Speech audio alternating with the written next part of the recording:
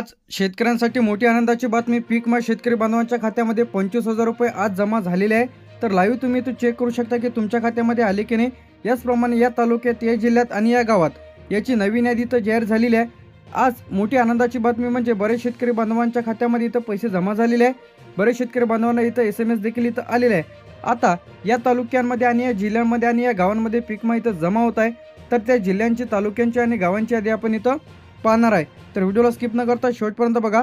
जर तुम्हाला पीक विमा आलेला नसेल 25,000 रुपये, तर हा व्हिडिओ तुम्ही शेवटपर्यंत बघा. तक्रार कशी करायची आहे जेणेकरून पीक विमा तुम्हाला मिळेल. सध्या यवतमाळ जिल्हा, यवतमाळमधील जे काही तालुके यामध्ये आहे, यवतमाळ, कळंब, घाटंजी, राळेगाव, बाबुळगाव, पुसद, मारेगाव, तर या तालुक्यांमध्ये पीक विमा शेतकरी बांधवांच्या खात्यामध्ये जमावण्यास सुरुवात 1,26,438 नुकसानग्रस्त हेक्टर क्षेत्र आहे.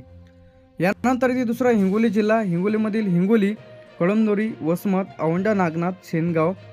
बुलढाण्यामधील येथे आपलं बुलढाणा, नंदुरा, लोणारा, सिंदखेड राजा, देऊळवाडी राजा, संग्रामपूर, महेकर. त्याचप्रमाणे जळगाव, जामोद, मलकापूर, खामगाव, शेळगाव, मातोळा, चांदुरा, तर अशा तालुक्यांचा यामध्ये समावेश आहे. यानंतर इथे आपलं छत्रपती संभाजीनगरमधील जे काही जिल्हे आहे, त्याचप्रमाणे तालुका यामधील छत्रपती संभाजीनगरमधील पैठण, गंगापूर, वैजापूर, कन्नड, खुलताबाद, सिल्लोड, सोयगाव, फुलंब्री.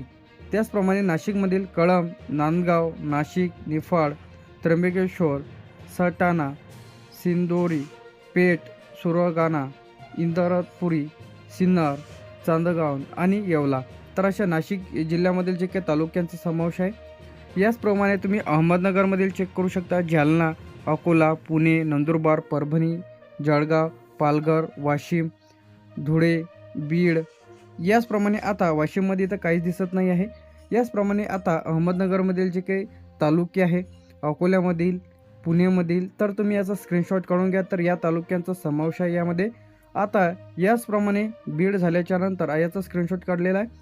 यानंतर ठाणे, रत्नागिरी, नांदेड, गडचिरोली, सातारा, सिंधुदुर्ग. तर आता काही जिल्ह्यांमधील या तालुक्यांचा यामध्ये समावेश नाही आहे.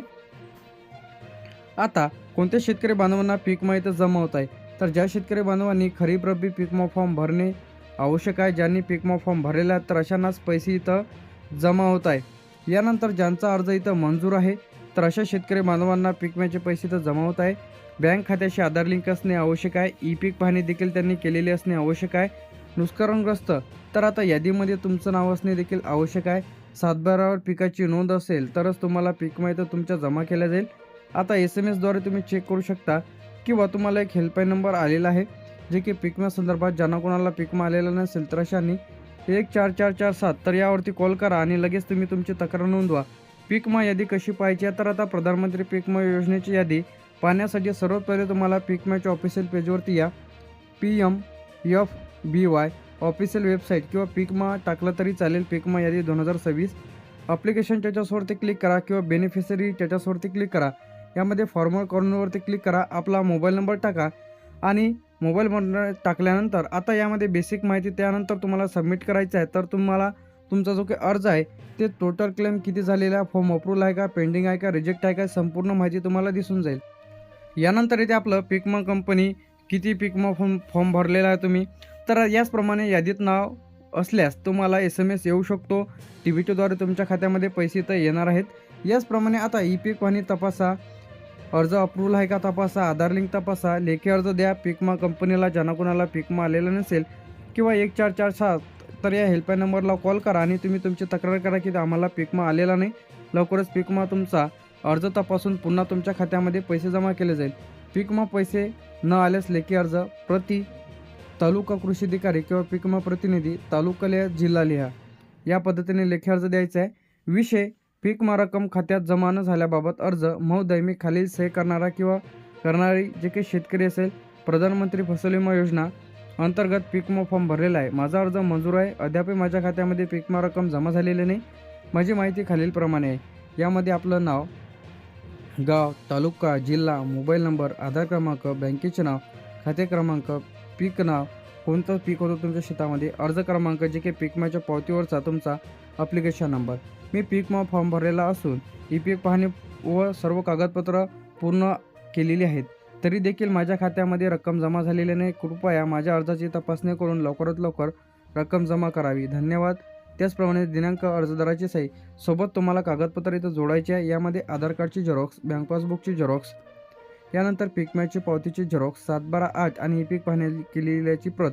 तर आजपासून पीक विमा वाटप इथं सुरू झालेला. तर आता शेतकरी बांधवांच्या खात्यामध्ये 25,000 रुपये याप्रमाणे पैसे इथं जमा होण्यास सुरुवात झालेली आहे, जे की प्रधानमंत्री पीक विमा योजनेअंतर्गत आता बरेच दिवसांपासून रखडलेला पीक विमा, ज्यांचा पीक विमा फॉर्म भरलेला आहे, ज्यांचा अर्ज मंजूर आहे, बँक खाते आधारची लिंक आहे, नुकसानग्रस्त आणि ज्या शेतकऱ्यांचे पंचनामे झालेले आहेत, तर अशा शेतकरी बांधवांना 25,000 रुपये याप्रमाणे शेतकरी बांधवांच्या खात्यामध्ये अखेर पीक विम्याची रक्कम या तालुक्यांमध्ये आणि या जिल्ह्यांमध्ये आणि या गावांमध्ये पीक विमा वाटप सुरू झालेले आहे. तर तुम्ही याचा स्क्रीनशॉट काढून घ्या. तर आता बरेच दिवसांपासून जो काही रखडलेला आपला जो काही पीक विमा होता, तर अखेर या तालुक्यांमध्ये आणि या जिल्ह्यांमध्ये जमा होण्यास सुरुवात झालेली आहे. सर्व शेतकरी बांधवांनी याची नोंद घ्या आणि पीक विमा खात्यामध्ये जमा झाला की नाही लगेच तपासा.